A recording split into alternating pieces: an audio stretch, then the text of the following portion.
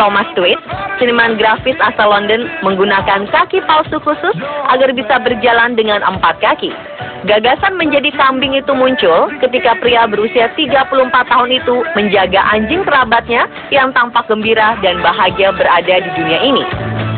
Gagasan Tweed itu didukung oleh Wellcome Trust, yayasan kesehatan global yang berbasis di London. Tweed pun menghabiskan waktu 9 bulan untuk mengeksplorasi potensi sebagai seekor kambing atau berusaha semirip mungkin dengan hewan berkaki 4 itu. Awalnya ia juga ingin membuat perut palsu yang memungkinkannya mencerna rumput.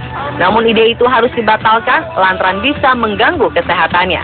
Ia bahkan menjalani percobaan yang bisa menghentikan kemampuannya berbicara untuk sementara. Hidup di antara binatang selama 3 hari, ia berlari dengan menggunakan kaki palsu yang didesain untuk meniru gerakan kambing.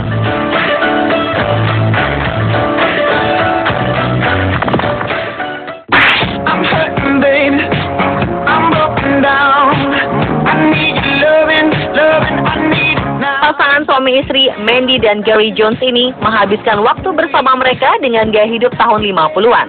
Mandy mengungkapkan bahwa hidup dengan gaya tahun 50-an telah menyelamatkan pernikahannya. Meski terlihat kuno, ia ternyata sangat menikmati waktu yang dihabiskannya untuk memasak, bersih-bersih, dan kegiatan menambal kaos kaki suaminya. Mandy yang berasal dari Tamworth, Staffordshire, mengatakan bahwa kembali ke masa lalu telah menyelamatkan kehidupan pernikahan yang dulu menghadapi jalan buntu. Wanita yang bekerja sebagai juru masak paruh waktu ini juga berpendapat bahwa semua wanita seharusnya mengadopsi gaya hidup tahun 50-an jika ingin suaminya merasa bahagia. Mereka mengaku menyukai semua hal tentang era 50-an, dari mulai pakaian hingga cara menjalani hidup. Akibat bosan dengan kehidupan sehari-harinya, Mandy mengatakan bahwa ia ingin melakukan sesuatu yang benar-benar berbeda untuk menyelamatkan pernikahannya. Untuk mengalahkan rasa bosan dan juga rasa jenuh itulah, mereka pun memutuskan untuk mengubah gaya hidup mereka. Pasangan ini lalu mendekorasi rumah mereka dengan gaya 50-an. Dan bukan hanya dekorasi rumah saja yang dibuat khusus dengan gaya 50-an, gaya berpakaian dan gaya rambut mereka pun benar-benar memiliki tampilan retro.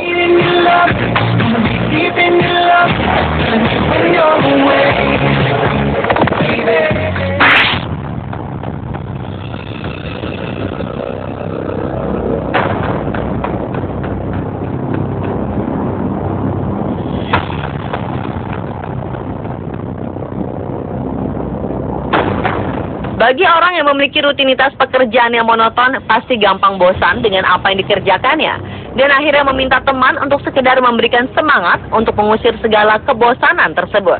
Namun jangan sampai Anda memilih teman seperti Sadie Renee Johnson. Seorang wanita yang berasal dari Amerika Serikat ini menyalakan kembang api dan melemparkannya di pinggir jalan hutan Warm Spring, Oregon. Alasannya untuk mengusir rasa jenuh teman yang bekerja sebagai pemadam kebakaran. Namun siapa sangka, akibat tingkah konyolnya itu, kurang lebih 51.000 hektar hutan terbakar. Karena ulahnya membakar hutan hingga berbulan-bulan baru bisa padam.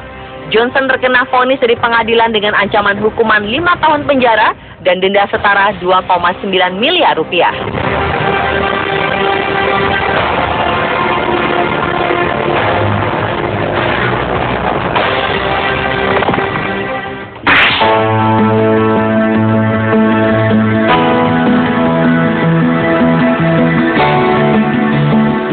Gadis berusia 24 tahun melakukan sesuatu hal yang tidak biasa. Pasalnya gadis bernama Ting Tien ini memutuskan untuk menjadi seorang biarawati di usia muda. Tien rela meninggalkan kehidupan mewahnya hanya untuk mencari kedamaian batin. Gadis asal kota Jinan, Tiongkok ini memutuskan untuk menjadi seorang biarawati setelah melihat gaya hidup teman-temannya yang semakin bergelimang harta. Gadis lulusan desainer dari Universitas Qingdao di Provinsi Shantung, Tiongkok ini sudah bosan dengan kemewahan yang ia lihat setiap hari dan ingin mencari kedamaian hati. Tien membuat pilihan yang sangat tidak biasa bagi sebagian besar gadis-gadis Tiongkok seusianya. Ia bergabung untuk menjadi biarawati di kuil Sinlong Dongqi yang terletak di atas gunung di Provinsi Sichuan, Tiongkok. Tien pun harus mencukur habis rambutnya dan berpakaian sederhana layaknya seorang biarawati. Setiap harinya, gadis cantik ini harus melakukan pengorbanan dan doa. Untuk melengkapi perubahannya, Tien bahkan mengganti namanya menjadi Chai Jing Wangmu.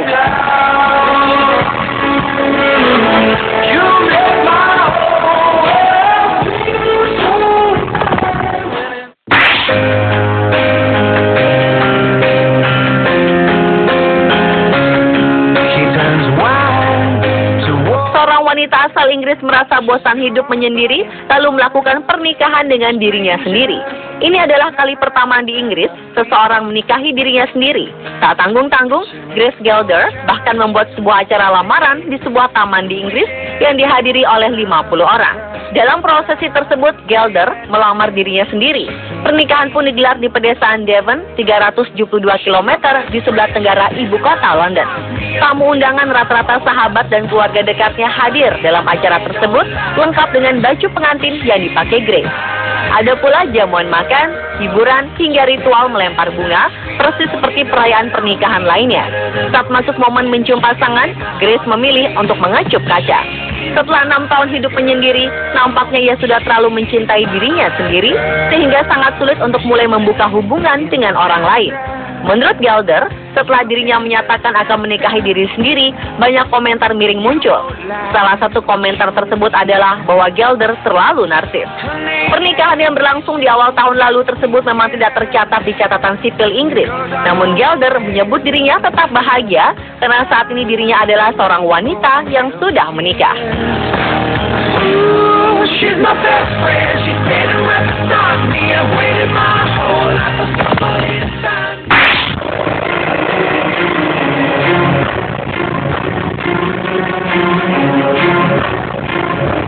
Seorang perawat bernama Niels H. mengaku telah membunuh 30 pasien di rumah sakit Delmenhorst dekat ibu kota Berlin, Jerman. Pria ini diadili bulan September lalu sebab terbukti membunuh 3 pasien dan mencoba membunuh lagi 2 orang sakit lainnya. Saat menjalani tes kejiwaan di pengadilan, Niels mengungkap fakta yang mengejutkan. Ternyata korban yang ia bunuh lebih banyak dari perkiraan awal polisi. Pria sadis itu mengaku telah membunuh 30 orang karena bosan dengan pekerjaannya.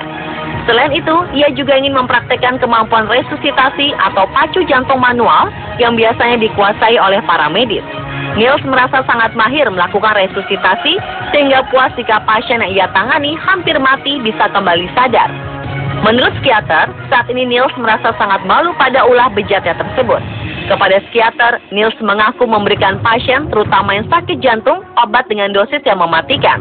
Semua orang menganggap kematian yang terjadi di klinik tempat si perawat tersebut bekerja merupakan kematian yang wajar.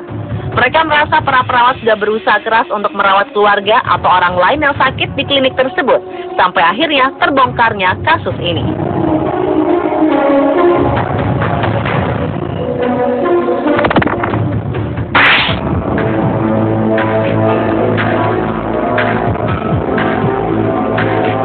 Seorang pria bernama Valery Spiridonov menderita penyakit langka yang sering disebut dengan Wernicke-Hoffmann, di mana penyakit ini menyerang saraf otot tulang belakang dan kepala. Berencanakan untuk melakukan transplantasi kepala pada akhir tahun 2015. Bagi Valery, rencananya itu sudah sangat bulat. Ia merasa sangat tersiksa dan bosan dengan penyakit yang dideritanya. Niat untuk melakukan transplantasi kepala itu sendiri semakin bulat ketika seorang dokter bernama Sergio Canavero mengaku bahwa ia memiliki kemampuan melakukan operasi bedah transplantasi kepala. Meskipun risiko yang dihadapi sangat besar, Valery mengaku tidak takut dan goyah untuk melakukan pengobatan. Ia ingin sekali sembuh dari penyakitnya dan merasakan kebahagiaan seperti orang lain pada umumnya. Valery Spiridonov sehari-harinya tidak dapat mengendalikan tubuhnya dan selalu membutuhkan bantuan orang lain setiap hari, bahkan setiap menit dan detik. Ia tidak ingin seperti itu terus dan ingin hidup seperti orang lain. Menurut Dr. Canavero, setelah melakukan transplantasi, menurutnya pasien akan mengalami koma selama 4 minggu sebelum ia pulih dan tersadar. Dan setelah 4 minggu ini bisa diketahui berhasil atau tidaknya transplantasi yang dilakukan. Biasanya penderita Wernicke-Hoffmann jarang bisa hidup mencapai 20 tahun. Namun Valery dikatakan sebagai seseorang yang kuat serta pantang menyerah untuk terus bertahan hidup.